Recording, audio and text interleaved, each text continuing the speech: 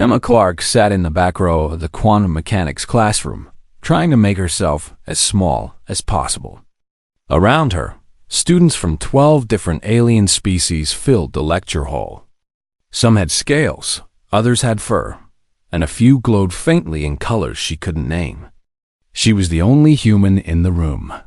She was the only human in the entire Galactic Academy. Professor Wexler moved to the front of the class on his 4 long arms.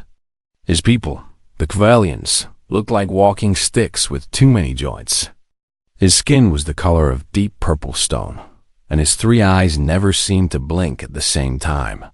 "I have reviewed your assignments on quantum field interactions," the professor said. His voice came out flat and cold. "Most of you have demonstrated acceptable understanding of the fundamental principles." He began handing back papers. Emma watched as he praised a Xanthari student for following the exact formula from the textbook. He nodded approval at a Trill who had shown each calculation step by step, just as the book required. Then Professor Wexler reached Emma's desk. He placed her paper down without looking at her. Red marks covered every page. At the top, in bold letters, was her grade. Failed. Emma's stomach dropped. She had spent 3 days on this assignment. She had checked her answers 5 times. She knew they were correct. "Class," Professor Wexler said, picking up Emma's paper again. "I want to show you an example of incorrect methodology." He held her work up for everyone to see. Students turned in their seats to look at Emma. She felt her face grow hot. "This student has ignored every principle we have discussed," the professor continued. "Instead of following the proper mathematical procedures, she has drawn pictures. Instead of showing systematic calculations, she has made random jumps in logic. This is what happens when one relies on primitive instinct rather than rigorous scientific method." Emma wanted to sink through her chair and disappear. She looked down at her desk, avoiding the stares of the other students. "Note how she arrives at correct numerical answers," Professor Wexler said, his voice dripping with disapproval. "But the path to those answers is completely wrong. In science, the method matters as much as the result. Perhaps more." He dropped her paper back on her desk. "I suggest you consider whether you belong in this program, Miss Clark. You are representing your entire species here. Do you truly wish humanity's first impression on the galactic academic community to be one of failure?" The rest of the class passed in a blur. Emma heard nothing the professor said. She stared at her paper, at the diagram she had drawn to visualize the quantum interactions. They made sense to her. She could see the patterns in her mind, could understand how the fields moved and changed. But apparently, that wasn't good enough. When class ended, the other students filed out quickly. None of them looked at Emma. She had been at the academy for 2 months, and she still had no friends. It was hard to make friends when you were the class failure.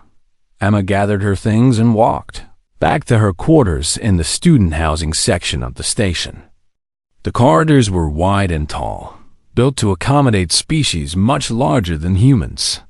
She felt tiny here, insignificant. Her room was small but comfortable. She had a bed, a desk, and a window that looked out at the stars. Earth was too far away to see, somewhere beyond the edge of the galaxy visible from here. She sat at her desk and pulled out her assignment again. Slowly, she went through each problem. Her answers were right. She knew they were right. But the way she got to those answers didn't match what the textbook showed. In problem 3. The book wanted 17 steps of calculation. Emma had done it in 3. She had seen the pattern, recognized that most of the middle steps canceled each other out, and jumped straight to the core of the equation. In problem 7, the book wanted a complex mathematical proof. Emma had drawn a diagram showing how the quantum fields interacted, with arrows and curves to represent the forces. Looking at her picture, the answer was obvious. But Professor Wexler had marked both approaches as wrong. Her communicator buzzed. She saw Jake Morrison's name on the screen. Jake worked in the human diplomatic office that had helped her get into the academy. He was 20 years older than Emma, with gray in his hair and kind eyes that reminded her of her father. "Hey, Emma." Jake's face appeared on the screen. "How did class go today?" Emma tried to smile but couldn't quite manage it. "He failed me again. Held up my paper in front of everyone and told me I'm too primitive to understand real science." Jake's expression darkened. "That's the third assignment in a row. I know."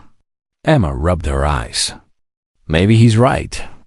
Maybe I'm not smart enough for this place." "Don't say that," Jake said firmly. "You scored higher on the entrance exams than 90% of the applicants. You're brilliant, Emma. I've seen your work." "My work that keeps getting failed," Emma said bitterly. "Because Wexler doesn't understand it," Jake argued. "That doesn't make it wrong. It makes it different."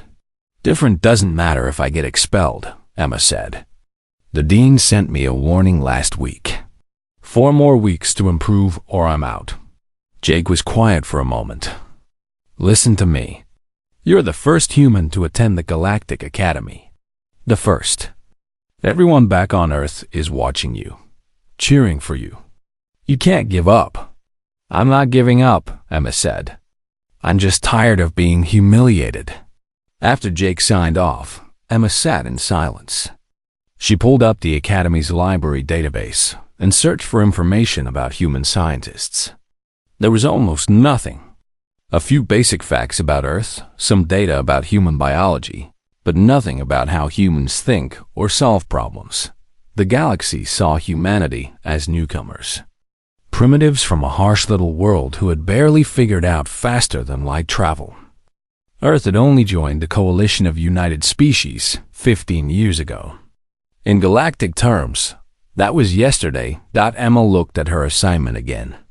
She had followed her instincts, used the methods that made sense to her human brain. And she had gotten the right answers. But right answers didn't matter if you couldn't explain them in a way the professor accepted. She opened her computer and started her next assignment. This time, she told herself she would try to do it the way the textbook showed. She would follow every step, no matter how unnecessary it seemed. She would suppress her instincts and think like a Dvalian. But as she worked through the first problem, mechanically following the 17-step process when she could see the answer in 3, something inside her rebelled. This wasn't learning. This was just MEMORIZA. Emma closed the textbook and pulled out a blank sheet of paper.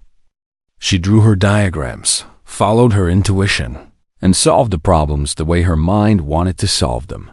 If she was going to fail, she would fail honestly. She wouldn't pretend to be something she wasn't.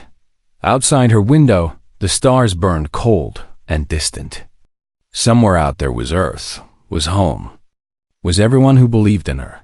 She had 4 weeks to prove she belonged here. 4 weeks to show that being human wasn't the same as being primitive. 4 weeks to change Professor Wexler's mind. Or at least to change the Academy's. Emma looked at her completed assignment, at the drawings and shortcuts and intuitive leaps that had gotten her to the right answers. She didn't know if it would be enough, but it was all she had. 3 weeks passed and nothing changed. Emma received her 6th consecutive failing grade on a quantum mechanics assignment. Then her 7th. Then her 8th. Each time, Professor Wexler made the same comments. Incorrect methodology. Primitive thinking. Lack of systematic approach. Each time, Emma's numerical answers were correct. The professor had stopped spending time reviewing her work. He would glance at her papers for maybe 30 seconds, mark them as failed, and move on. Sometimes he didn't even read past the first page. Today, we will examine another example of improper scientific reasoning, Professor Wexler announced during Thursday's class. He held up Emma's latest assignment. Notice how this student continues to make the same errors, despite repeated instruction. Emma kept her eyes on her desk. The stares didn't bother her anymore. She had grown numb to them. She solves this quantum interaction problem with a simple drawing, the professor said, his voice mocking, as if complex mathematical relationships can be understood through childish pictures. A few students made sounds that Emma had learned were alien laughter. Science requires precision. Professor Wechsler continued.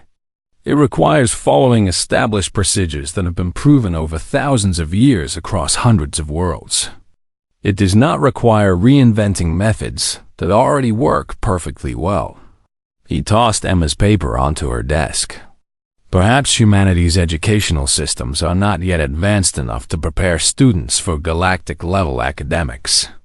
After class, Emma walked to the laboratory for her practical exam. The lab was enormous, filled with equipment she had never seen before coming to the academy. Devices that could measure quantum states. Machines that could manipulate individual atoms. Technology that wouldn't exist on Earth for another 50 years. The exam was simple in concept. Create a stable quantum field that could hold a specific energy pattern for at least 30 seconds. The textbook showed the approved method, a careful, step-by-step process involving 6 different pieces of equipment and precise timing. Emma read the instructions. She looked at the equipment, and she saw a different way. If she adjusted the field generator to a different frequency and used only 3 pieces of equipment instead of 6, she could create the same stable field. It would be faster and use less energy. She set up her equipment the way her instincts told her. The other students were following the textbook method exactly, moving through each step with careful precision. Emma activated her field generator. The quantum field appeared, glowing faintly in the air. It held steady. She checked the measurements. The energy pattern was exactly what the exam required. 30 seconds passed. 1 minute. 2 minutes. Her field remained perfectly stable. She had finished the exam in 8 minutes. The other students were still working through step 4 of the textbook procedure. Professor Wechsler walked to her station. He looked at the stable quantum field. He checked her measurements. His 3 eyes blinked in sequence, which Emma had learned meant confusion. "You did not follow the approved procedure," he said. "I created the required field," Emma replied. "It's stable and matches the specifications." "The method is incorrect," Professor Wechsler said flatly. "You will receive a failing grade." "But it works," Emma protested. "It works better than the textbook method. It uses half the equipment and less energy." "The procedure exists for a reason," the professor said. "In science, we do not take shortcuts. We follow proven methods." He marked her exam as failed and moved to the next student. Emma stood at her station, watching her perfect quantum field hover in the air. Stable and beautiful and completely correct. And completely worthless. That evening, she returned to her quarters to find a message from Dean Krell waiting for her. The Xanthari administrator's tentacled face filled her screen. "Miss Clark," the dean's synthesized voice said, "this message is to inform you that you have received a formal academic warning. Your performance in advanced quantum mechanics has fallen below acceptable standards. You have 4 weeks from today to demonstrate significant improvement. Failure to do so will result in expulsion from the Galactic Academy." Emma deleted the message. She sat on her bed and stared at the wall. 4 weeks. 28 days to somehow make Professor Wechsler understand that her methods weren't wrong, just different. She pulled out her communicator and began typing a formal appeal to the Academic Review Board. She explained that her answers were correct. She explained that her methods produced results. She asked for her work to be evaluated by other professors, ones who might be more open to alternative approaches. She submitted the appeal and waited. 2 days later, she received Professor Wechsler's response. He had reviewed her appeal and dismissed it as a waste of the board's time. His evaluation was final. If she wanted to remain at the academy, She needed to learn to do things properly. Emma felt something harden inside her chest. Fine. If the professor wouldn't listen, she would make the board listen. She spent the next 3 days documenting everything. She took every failed assignment and created detailed explanations of her reasoning. She showed how her visual diagrams represented complex mathematical relationships. She demonstrated how her intuitive leaps were actually based on pattern recognition and eliminated unnecessary steps. She created a presentation showing that her answers weren't just correct by accident. They were correct because she understood the underlying principles. Maybe better than students who just memorize procedures. She submitted the full documentation to the academic review board with a request for an external evaluation. This time, the board responded. They would consider her case. They would bring in an outside expert to review her work. But it would take time. In the meantime, Emma had to continue attending Professor Wechsler's classes. The professor had started using her papers as teaching examples before every lecture. He would project them on the main screen and explain point by point what she had done wrong. The other students had stopped even looking at her. She was the class failure, the example of what not to do. One day after class, a young Trill student named Kessa approached Emma in the hallway. The Trill had skin that shimmered like oil on water and eyes that seemed too large for her narrow face.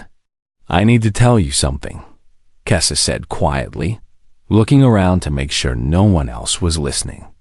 "But you cannot say it came from me." "Okay," Emma said, surprised that anyone was talking to her. "Your explanations make more sense than the textbook sometimes," Kessa whispered. "When Professor Wechsler shows your diagrams and mocks them, I find myself understanding the concepts better. The way you visualize the quantum interactions helps me see patterns I couldn't see before." Emma stared at her. "Really?" "Really," Kessa said. "But I cannot say this publicly. If the professor knew I was learning from your failed work, he would question my own understanding." "Then why tell me?" Emma asked. Kessa's large eyes met Emma's. "Because you look so defeated lately. I thought you should know that even when he says you're wrong, sometimes you're actually teaching us something he cannot." The Trill hurried away before Emma could respond. Emma stood in the empty hallway, feeling something shift inside her. Maybe her methods weren't wrong. Maybe they were just unfamiliar. She went to the Academy library and searched for information about human scientific history. The database had basic facts, but nothing detailed. She contacted Jake and asked him to send her everything he could find about how human scientists thought and worked. 3 days later, she received files about Einstein, Feynman, Hawking, and dozens of other human scientists. She read about how they visualized problems, how they made intuitive leaps, how they saw patterns others couldn't see.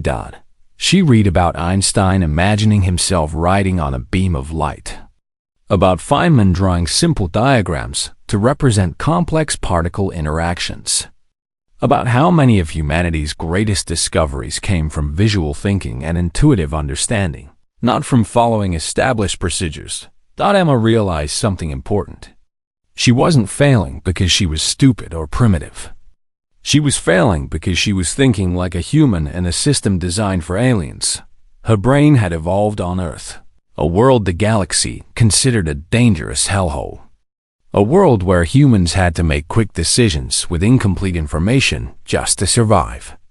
A world where seeing patterns fast could mean the difference between life and death. Her intuition, her ability to visualize complex relationships, her talent for finding shortcuts. These weren't weaknesses. They were human strengths. She just needed someone to recognize that. The academic review board's outside expert was scheduled to arrive in 1 week. Emma didn't know who they were bringing or whether they would understand her work any better than Professor Wechsler did. But she had hope now. Small and fragile, but real. She had 4 weeks to prove herself, and she was done apologizing for thinking like a human. The transport ship arrived on a Tuesday morning. Emma watched from the observation deck as it docked with the Academy station. She knew the outside expert was aboard, but she didn't know anything else about them. Jake had sent her a message the night before. Just 2 words. Stay strong. Dean Krell summoned Emma to his office that afternoon. The Zentari administrator sat behind a desk that was really just a raised platform in a pool of water. His tentacles moved slowly through the liquid as he spoke. The Academic Review Board has brought in Dr. Helena Grant, the dean said. She is a human physicist from Earth. Her credentials are impressive, even by coalition standards. Emma felt a spark of hope. A human evaluator would understand her thinking. They would see what Professor Wexler couldn't see. Dr. Grant has requested all of your failed assignments, Dean Krell continued. She will review them over the next 2 days. Then she will make her assessment. Will I get to meet with her? Emma asked. If she deems it necessary, the dean said. For now, you will continue attending your classes as normal. Emma left the office with her heart pounding. 2 days. In 2 days, she would know if her academic career was over or if she had a chance. She returned to her quarters and tried to focus on her current assignments, but she couldn't concentrate. Somewhere on this station, Dr. Helena Grant was reading her failed papers. Reading her diagrams and shortcuts and intuitive leaps, Emma wondered what the doctor would think. Would she see brilliance or just a struggling student making excuses for poor work? The next day in class, Professor Wexler seemed irritated. He moved through the lecture quickly, his forearms gesturing sharply as he explained complex equations. I understand the review board has brought in an outside evaluator, he announced near the end of class. This is, of course, their right. But I want to be clear that my assessment stands. Years of teaching experience have taught me to recognize when a student truly understands the material versus when they are simply guessing correctly by accident. His 3 eyes focused on Emma. Scientific method is not negotiable. It is not subject to personal interpretation or cultural variation. There is a right way to approach problems, and there is a wrong way. Emma said nothing. Let him talk. In 2 days, someone else would have a say. That evening, Emma received a message.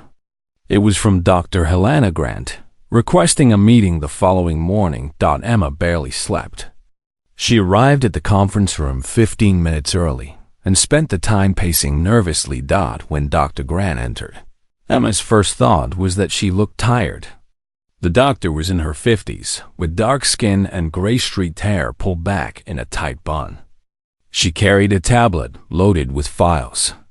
Miss Clark, Dr. Grant said, shaking Emma's hand. Please, sit down. Emma sat. Her hands were trembling. Dr. Grant placed her tablet on the table. I've spent the last 8 hours reviewing your failed assignments. All of them. And? Emma asked, her voice barely a whisper. The doctor leaned back in her chair. Emma, do you know what you've done here? Emma shook her head, not trusting herself to speak. You've independently derived principles that took Earth's greatest scientists decades to discover, Dr. Grant said. Your visual approach to quantum field interactions mirrors the Feynman diagrams that revolutionized particle physics in the 20th century. Your intuitive shortcuts and mathematical proofs are similar to techniques Ramanujan used over 200 years ago. Emma stared at her. I don't understand. Let me show you. Dr. Grant pulled up one of Emma's assignments on her tablet. Look at problem 3 here. You solved it in 3 steps. The professor said that was wrong, Emma said. He said I skipped necessary calculations. You didn't skip them, Dr. Grant said. You recognized a pattern that made them unnecessary. Do you see this relationship here? She pointed to Emma's diagram. You intuitively understood that these field interactions would cancel each other out. The textbook method makes students calculate the cancellation manually, step by step. You saw it immediately. But how did I see it when other students didn't? Emma asked. Dr. Grant smiled. Because your brain evolved on Earth. Humans develop pattern recognition abilities that most species in the galaxy don't have. We had to. On Earth, seeing a pattern 1 second faster could save your life. Recognizing that the grass moved in a certain way might mean a predator was hiding there. Understanding wind patterns could mean the difference between finding food and starving. She pulled up another assignment. Problem 7. You drew this beautiful diagram showing how the quantum states interact. Professor Vexlar marked it wrong because it wasn't a formal mathematical proof. But Emma, this diagram is correct. More than correct. It's elegant. It shows understanding at a level most undergraduate students never reach. Emma felt tears building behind her eyes. He said I was primitive. That I was embarrassing humanity. You're not primitive, Dr. Grant said firmly. You're advanced. The problem is that Professor Vexlar's people evolved on a stable, safe world. They developed rigid, systematic thinking because that's what their environment rewarded. They're excellent at following established procedures, but they struggle with the kind of intuitive leaps humans make naturally. She scrolled through more of Emma's work. The Gvalians are brilliant scientists, don't misunderstand me. But they think in straight lines. You think in patterns and connections and visual relationships. Neither approach is better than the other. They're just different. But he keeps failing me, Emma said. Even when my answers are right. Because he doesn't recognize advanced thinking when it doesn't look like his own, Dr. Grant said. Emma, some of your work here is doctoral level. You're not failing because you're wrong. You're failing because you're too far ahead, and your professor can't see it. Emma wiped her eyes. What happens now? Now I present my findings to the full Academy faculty, Dr. Grant said. I'm going to show them exactly what you've accomplished. I'm going to explain why human cognitive approaches are valuable, not primitive. And I'm going to recommend that every single one of your grades be reviewed and corrected. Will they listen? Emma asked. They'll have to, Dr. Grant said. Because I'm going to demonstrate that rejecting your methods isn't just unfair to you. It's bad science. Science should welcome different approaches, different ways of understanding the universe. That's how we make new discoveries. She stood up. I'm scheduling the presentation for tomorrow afternoon. The entire faculty will attend, including Professor Vexlar. I want you there too. Me? Emma's stomach clenched. Why? Because this is your vindication, Dr. Grant said. You deserve to see it. That night, Emma couldn't sleep again. But this time, it wasn't from worry. It was from anticipation. She thought about all the times Professor Vexlar had held up her papers as examples of failure. All the times other students had stared at her with pity or contempt. All the times she had doubted herself. Wondered if maybe she really was too primitive for galactic academics. Tomorrow, everyone would see the truth. She pulled up her most recent assignment on her computer. She had finished it 2 days ago, using her usual methods. Diagrams and shortcuts and intuitive leaps. She'd been planning to redo it the right way before submitting it. To follow the textbook method step by painful step, suppressing her natural way of thinking, Emma deleted the rigid version she had started. She would submit her original work. Her human work, because Dr. Grant was right. She wasn't primitive. She was just different. And different, she was learning, didn't mean wrong. The presentation was scheduled for 2 in the afternoon. Emma spent the morning in her quarters, too nervous to eat. Jake sent her 3 encouraging messages. She responded to none of them. At 1:45, she made her way to the main lecture hall. It was the largest room in the academy, with seating for 500. Today, it was nearly full. Faculty members from every department had come to see, what the outside expert had to say about the failing human student. Emma took a seat in the back row. Trying to be invisible, Professor Wexler sat in the front row, his forearms folded across his narrow chest. He looked confident, unbothered by the review. At precisely 2 o'clock, Dr. Helena Grant stepped to the podium. "Thank you all for coming," she said.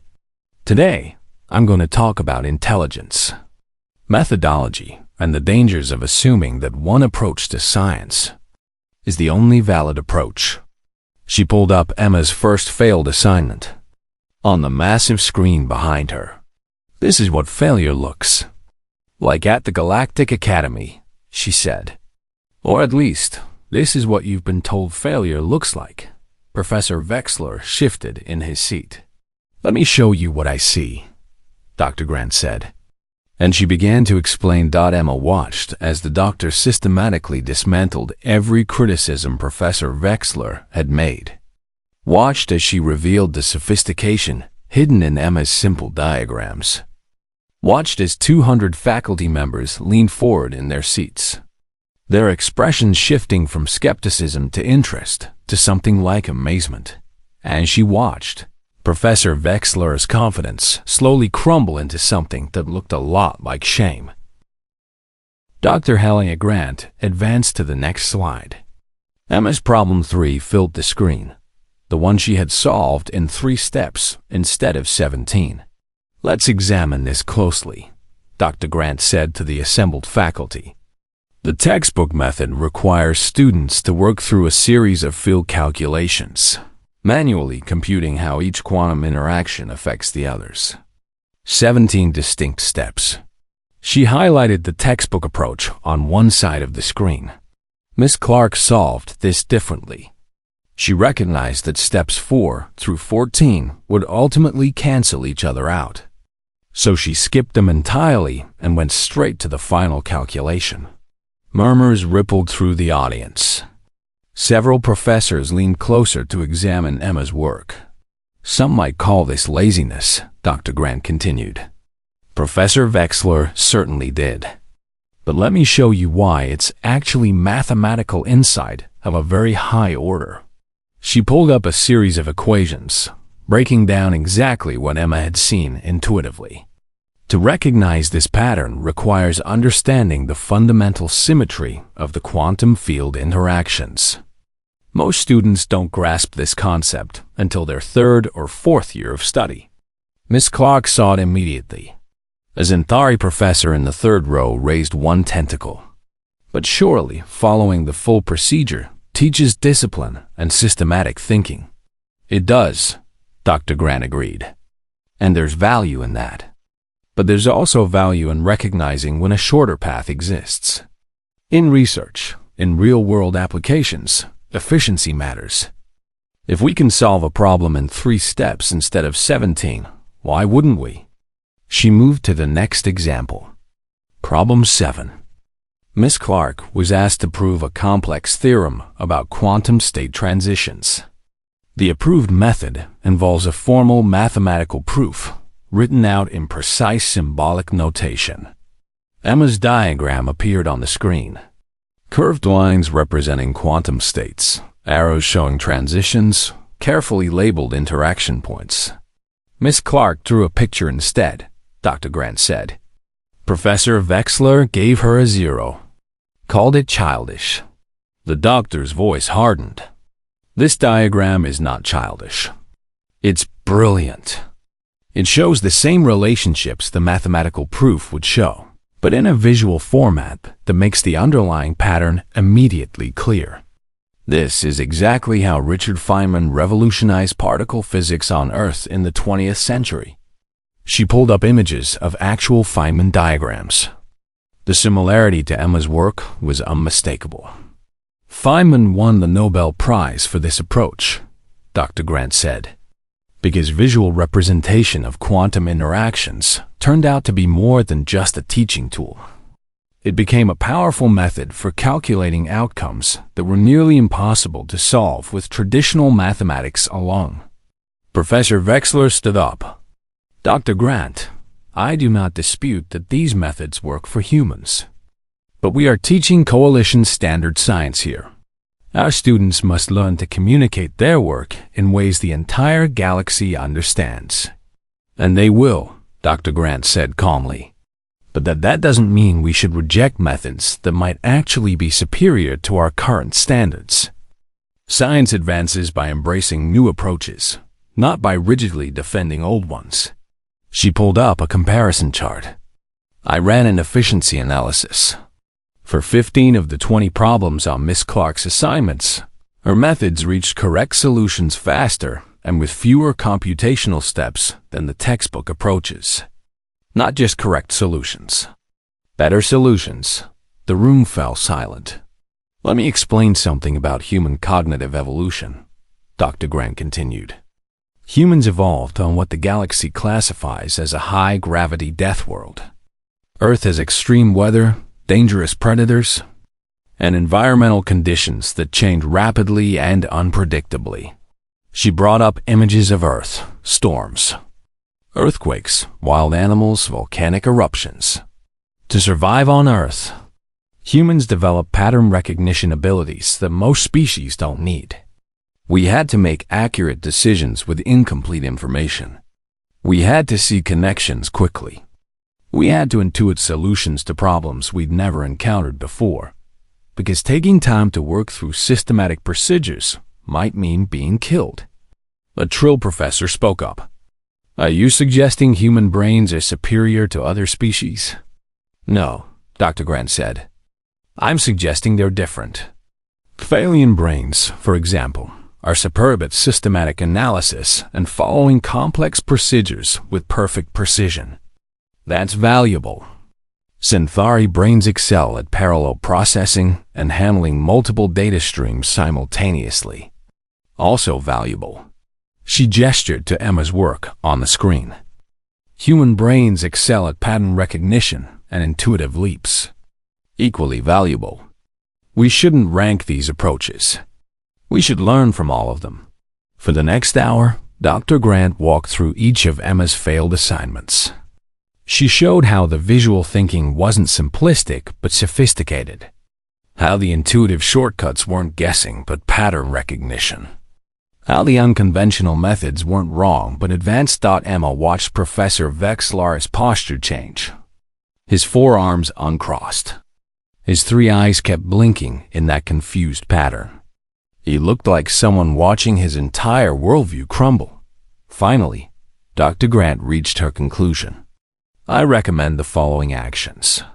First, all of Miss Clark's grades should be reviewed and corrected based on the validity of her solutions, not just her methods. Second, the Academy should develop new evaluation criteria that recognize different cognitive approaches. And third, Miss Clark's methods should be studied and potentially incorporated into the curriculum. She paused. When I corrected Miss Clark's grades based on the accuracy and sophistication of her work, she scored at the top of her class. Not just passing. The highest marks in quantum mechanics in the past 5 years. Gasps echoed through the hall. Students and faculty alike turned to stare at Emma. Emma felt like she couldn't breathe. Top of her class. After months of being called primitive and stupid and a failure, Ning Crow rose from his seat. Thank you, Dr. Grant. This is most illuminating. He turned to face the audience. The administration will immediately implement a full review of Miss Clark's grades. Furthermore, we will establish a committee to examine our evaluation standards for students from all species. He looked directly at Professor Vexlar. I believe a formal apology is in order. The Kvalian professor stood slowly. He climbed onto the stage and walked to the podium. His three eyes found Emma in the back row. Miss Clark, he said, his voice carrying across the hall. I have done you a grave disservice. I evaluated your work based on a single standard, my own, and failed to recognize genuine brilliance because it did not look like what I expected brilliance to look like. He was quiet for a moment. I called you primitive. I suggested you were embarrassing your species. I was wrong on both counts. In fact, I am the one who has been embarrassed today. Not by you, but by my own narrow-mindedness." Emma didn't know what to say. She nodded slightly.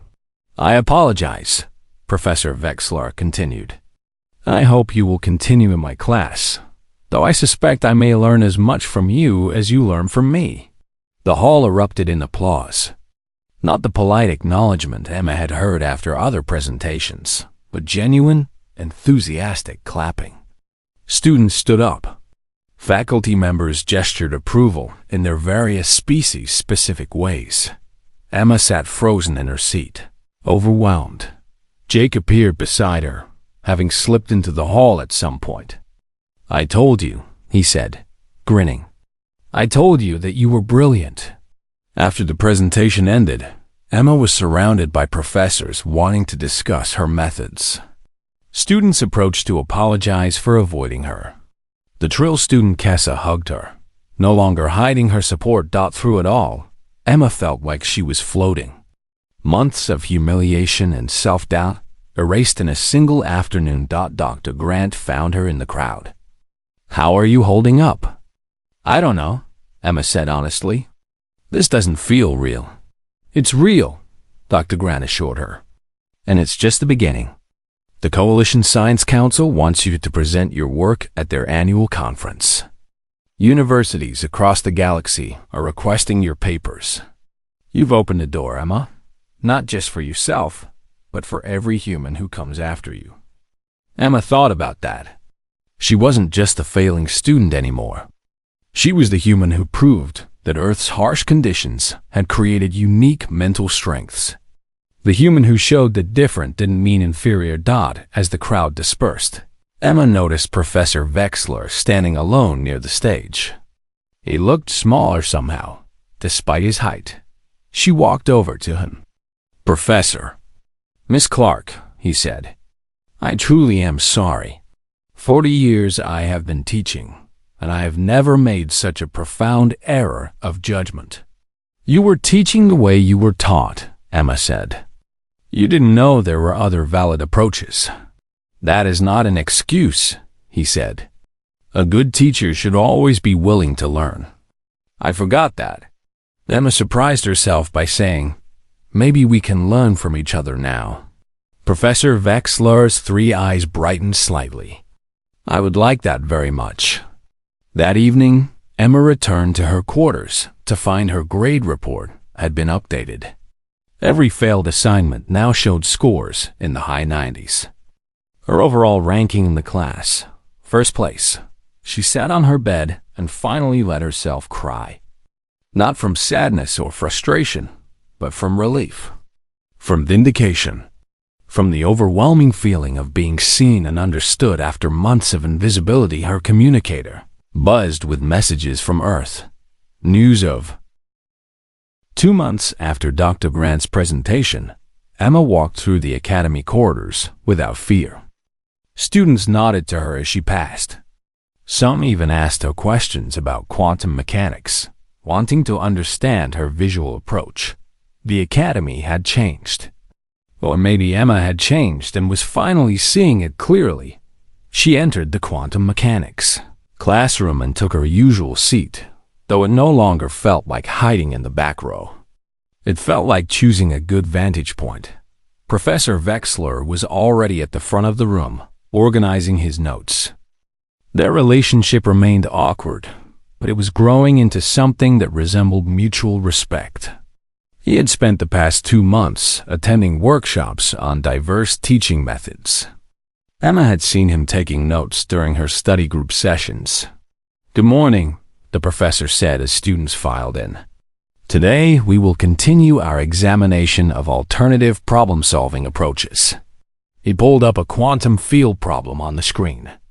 "I want you to solve this using both the traditional systematic method and at least one alternative visualization technique. Miss Clark has agreed to demonstrate her approach first." Emma stood and walked to the front. This had become routine over the past weeks. She would show her visual method, explain her intuitive shortcuts. and help other students understand that there were multiple paths to the same answer. She drew her diagram on the display, explaining as she went. I see the quantum field interactions as a kind of dance.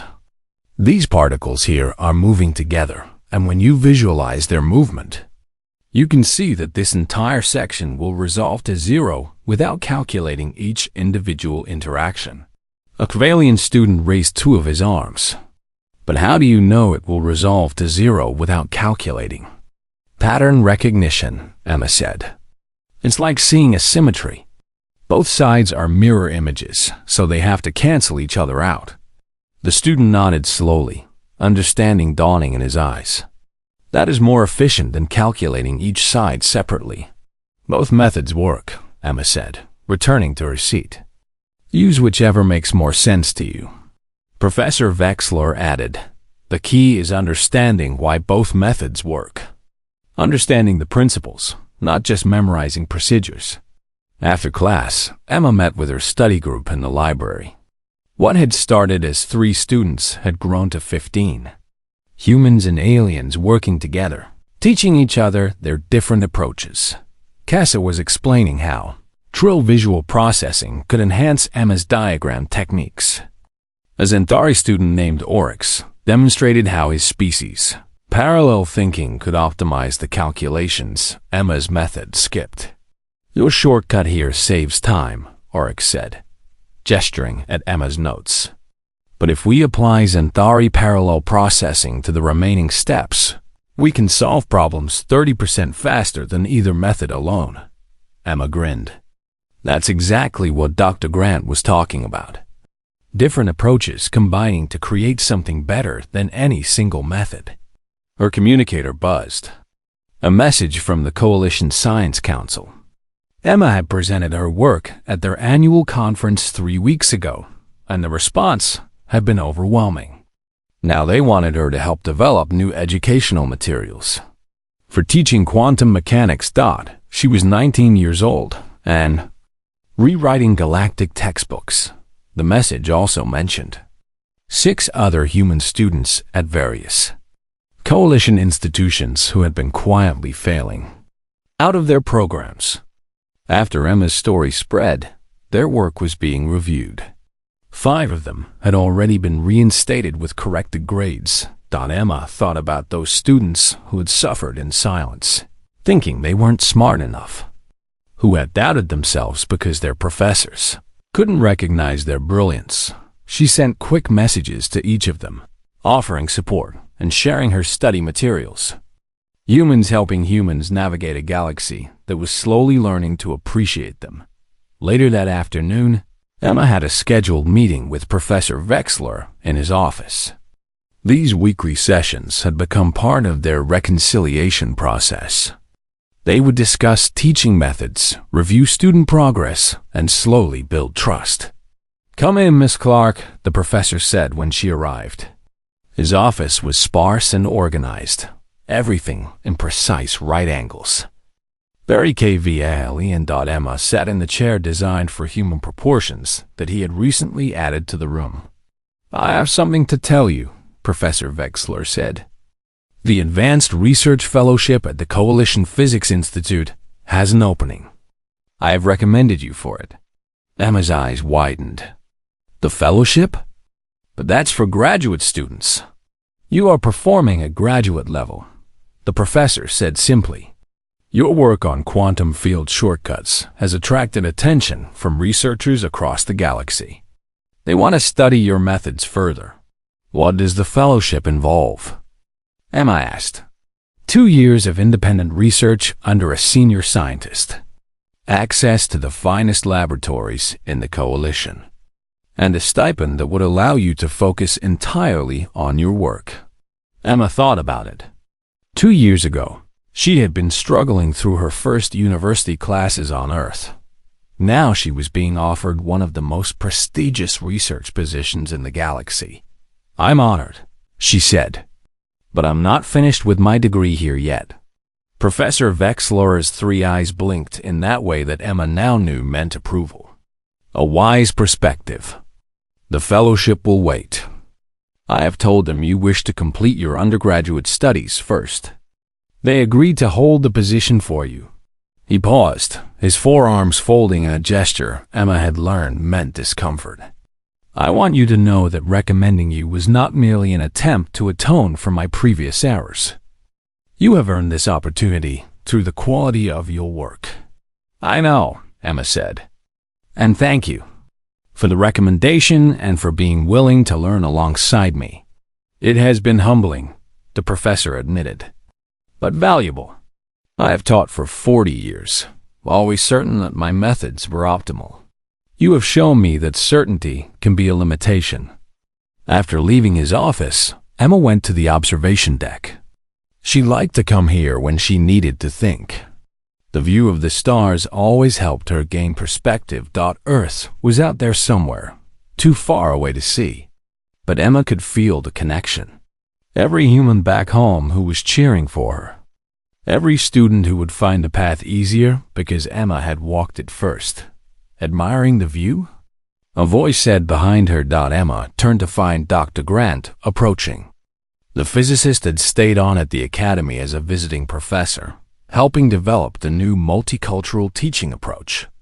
"Just thinking," Emma said, "about how different things are now compared to 2 months ago." "You changed the academy," Dr. Grant said, standing beside her at the window. "More than you realize. Professors across every department are reviewing their evaluation standards. The administration is recruiting more human instructors. And students from dozens of species are experimenting with visual problem-solving techniques." "I didn't set out to change anything," Emma said. "I just wanted to pass my classes." "That's often how the biggest changes start," Dr. Grant said. "Someone just trying to survive, refusing to give up, and accidentally revolutionizing the system." Emma thought about Professor Wexler's public humiliation, her months of self-doubt, the loneliness of being the only human in a galaxy of aliens. It had been hard, brutal, even, but it had also been necessary. Someone had to be first. Someone had to prove that humans belonged here. "I got a message yesterday," Emma said, "from a high school student on Earth. She said she wants to apply to the Galactic Academy because of me. Said if I could survive it, maybe she could too." "What did you tell her?" Dr. Grant asked. "I told her it wouldn't be easy," Emma said, "but that being different isn't the same as being wrong, and that human minds have strengths the galaxy needs, even if the galaxy doesn't know it yet." "Good advice," Dr. Grant said. "Are you going to keep giving study sessions after I leave?" "Of course," Emma said.